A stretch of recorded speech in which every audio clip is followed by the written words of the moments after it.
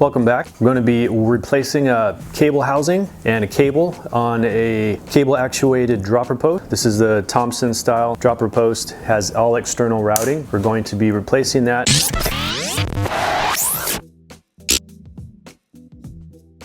Remember to give a thumbs up and don't forget to add some comments if you have any questions about what I did, parts I'm using, tools I'm using, or if you got another project that you're just stuck on.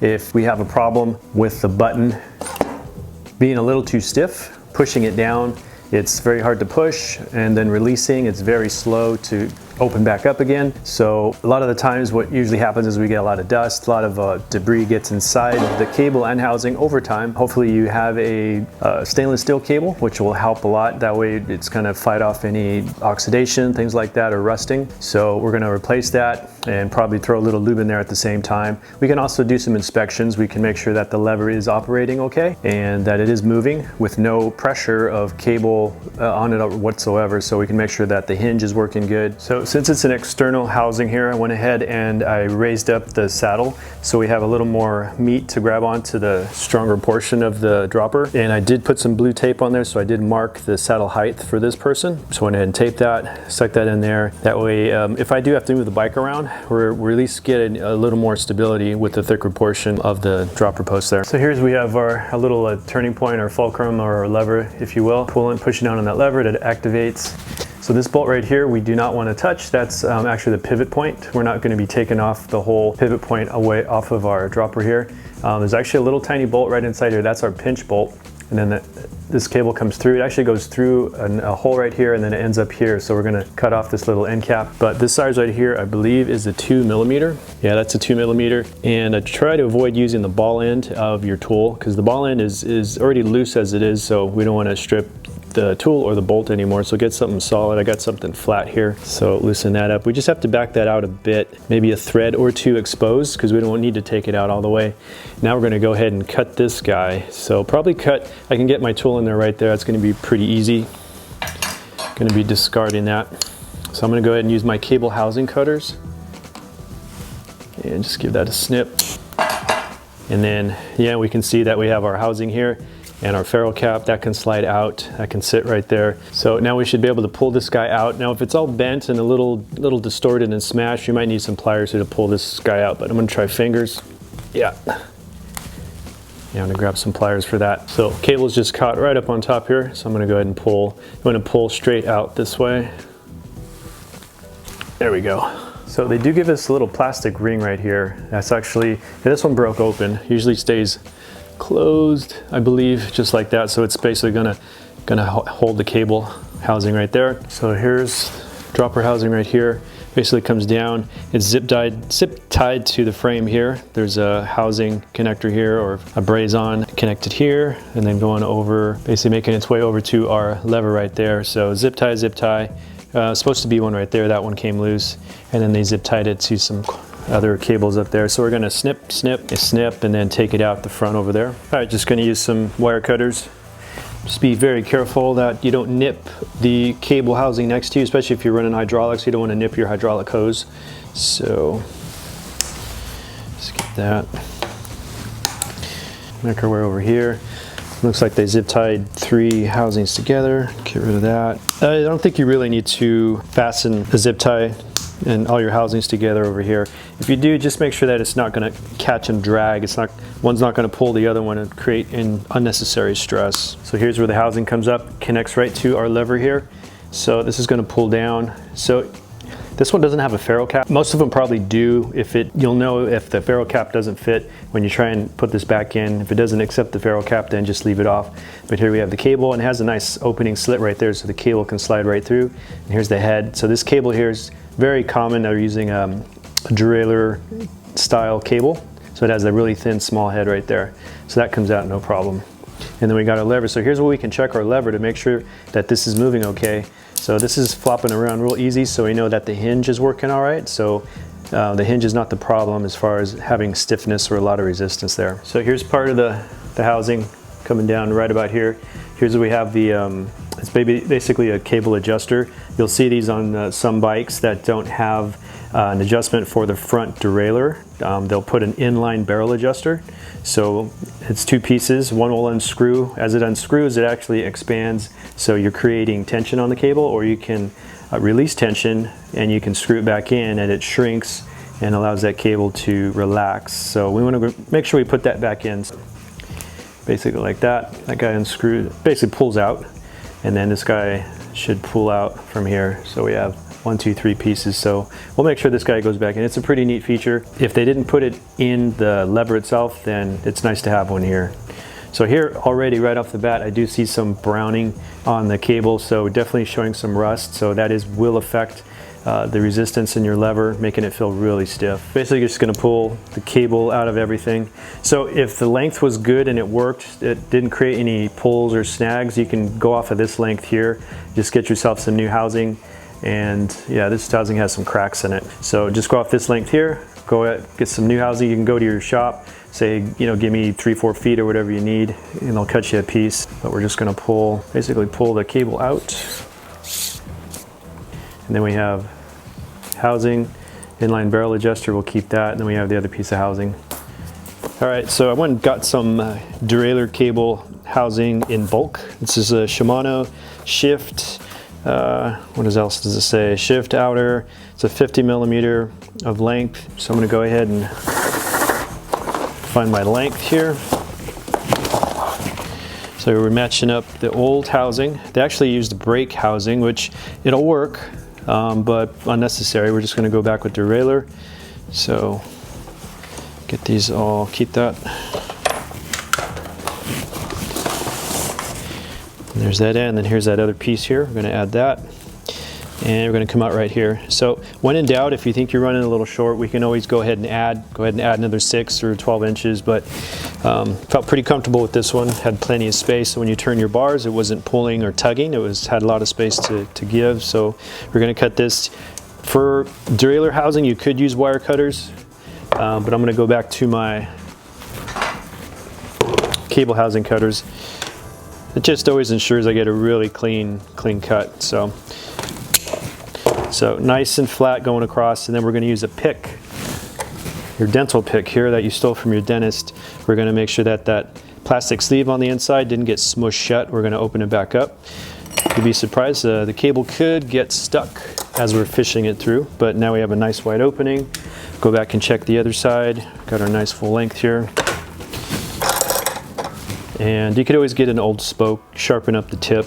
Just don't poke yourself. Boom, good to go. 2 open ends. We'll go ahead and put some ferrule caps on there. So these are the black plastic or nylon, as they're called, ferrule caps. Push these on all the way. Go ahead and tap them on the table. I like to make sure these are a nice tight fit, and this goes for anything you're doing, brakes or derailleurs. Always making sure those ferrule caps are on there tight. That's going to ensure that there's less play will develop as you're using the system. So we're kind of cutting down the break-in process. Because as these press in, if you're doing it manually with your lever, it's gonna, when these finally seat, now that slack that we just got rid of went to the cable. So the cable now has a lot of slack. Or it could be a millimeter or two, but enough to affect your shifting or even your actuation of your dropper. All right, so next thing we're going to do, we're going to go ahead and cut and make sure that we have our inline barrel adjuster in place again. So it was in a pretty good spot where it was before, so I like that. We're going to mimic what we had before. So here's that front piece. It was connected to your lever, and then we had our inline barrel adjuster. So all you got to do is match it up with this guy right here. So I'm going to go ahead and cut right about there.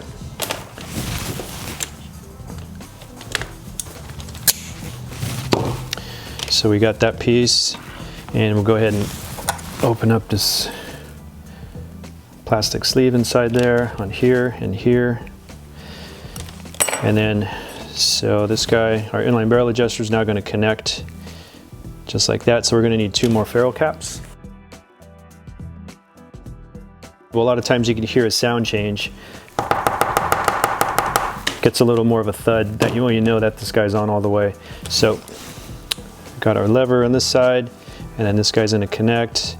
It doesn't matter which way this guy goes. All right, so we're ready to go ahead and install our cable housing back in. So we got our short piece that's going into our lever, just like that. And then we have our inline barrel adjuster.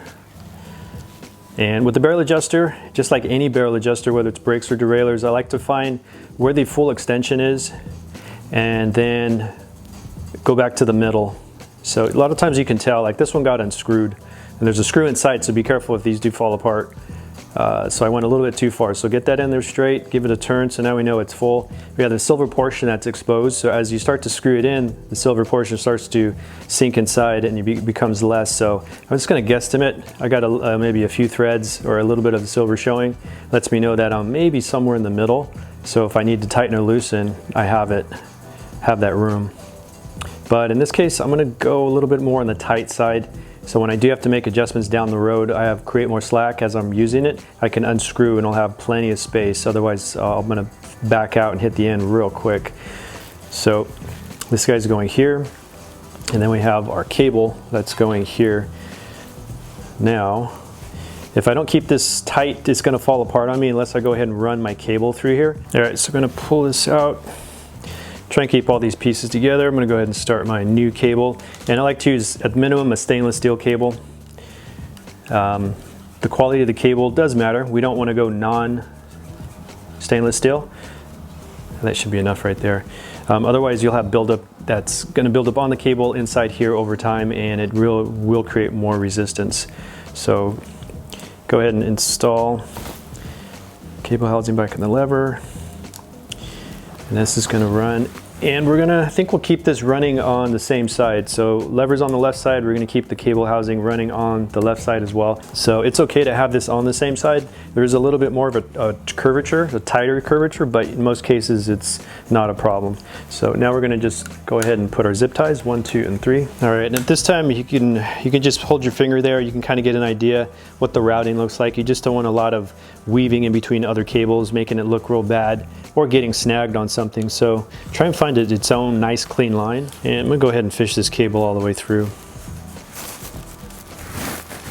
And wait for it to come out the end here. There we go. We'll go ahead and just pull the rest.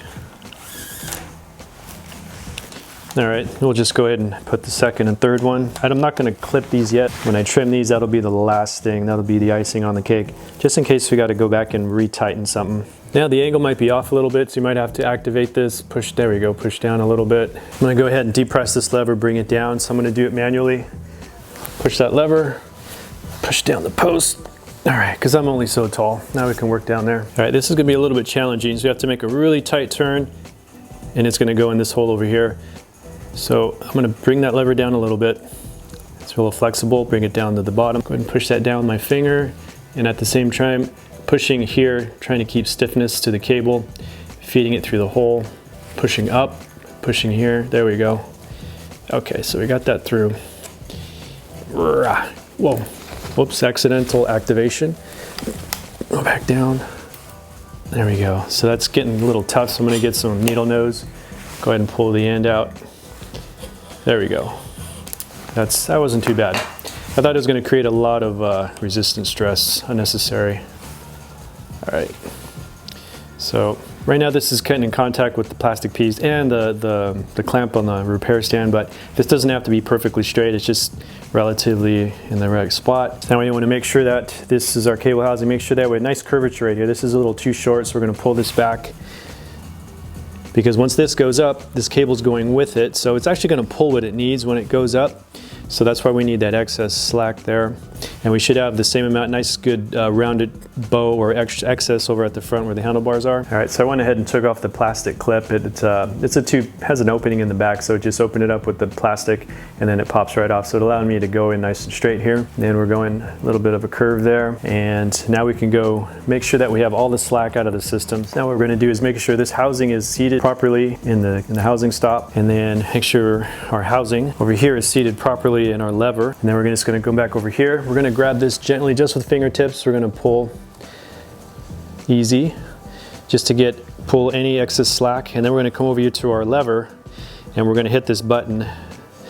So when I pull this, it should pull over here and you should be able to feel that. So right now we're not worried about activating the lever. We're just making sure that the cable is sliding okay.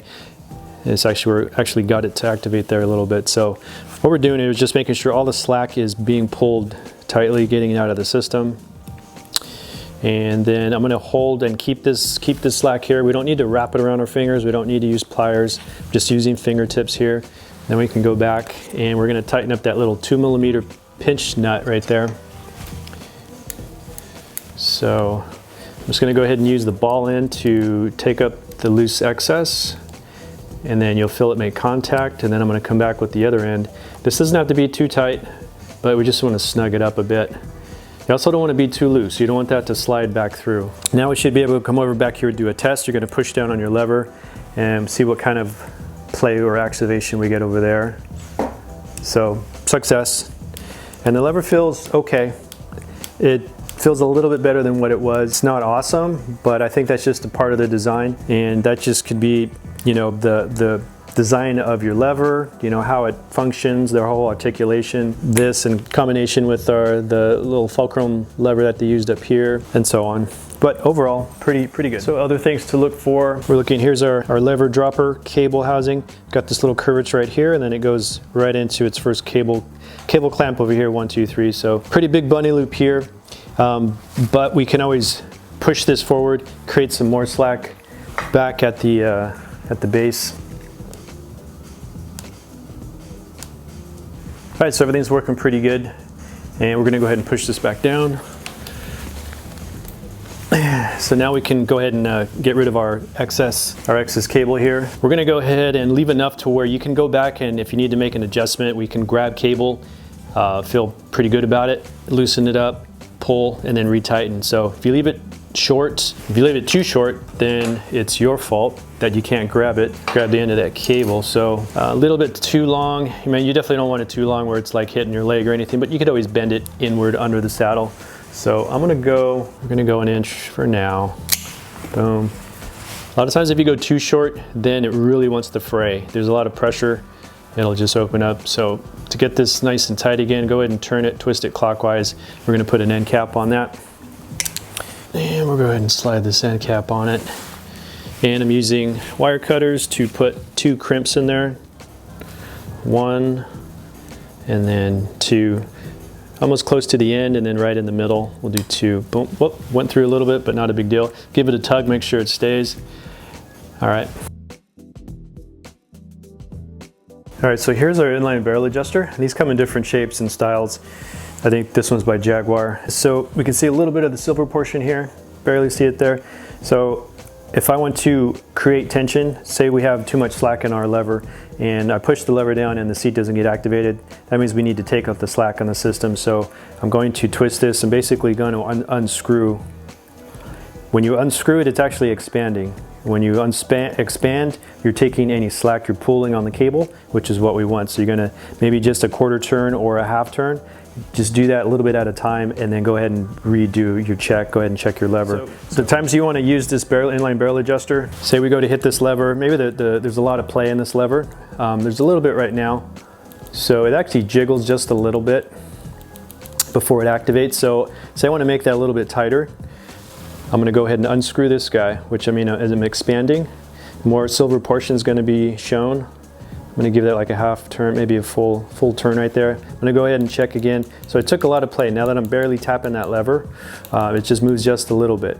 Now if I overdo this, if I create too much tension, the lever is going to be super sensitive. So you might find that if your dropper post is coming up all by itself, or you just barely touch your lever and it activates the post, it goes up, then we have too much tension on the system. And if you have an adjustable barrel, some of them, depending on your brand, might be located here at the lever. In this case, they put an external one right here. So we have too much tension on the cable. We need to release tension, create a little bit of slack, which means we're going to turn this barrel adjuster in, which means we're collapsing it, and it's reversed. It's going to actually relieve tension and create some slack that we need. So you can do that as well. So a little bit of jiggle here. We're going to make this a little bit tighter. That's a little better. So okay, then we can just do a test. You hit that lever, should activate it, and when you release it, it should lock it in place as well. Use a big toenail clipper. I'm going to go ahead and put a little more pressure on this guy. Don't want to choke it, but definitely make sure there's no flopping around. And then you can go all the way to the base. This is going to get a nice tight cut, so then we don't have any sharp pieces right here to get scratched on when you're picking up your bike or handling it. So go ahead and give it one more test here. We can go ahead and hit the lever. It's moving pretty good. I actually like it. It feels a lot smoother. And you could always put a little bit of light grease, like Slick Honey, on the cable, or light chain lube oil on the cable before you install it. That's going to help too. So press that. Goes down. Actually, it's pretty nice. This goes up. Don't have to push down too hard over here. Just going to give it a. That's nice. And it doesn't come up too fast, which is great. Some of these are just like. Okay. Awesome. I like it. Hope this was informative. Don't forget to give a thumbs up. And if you haven't subscribed, go ahead and hit that subscribe button over at the, I'd be happy to help you out and make a good, informative blah, blah, blah. Some stiction-free action. Let's go. Thanks and good night. Have a great day.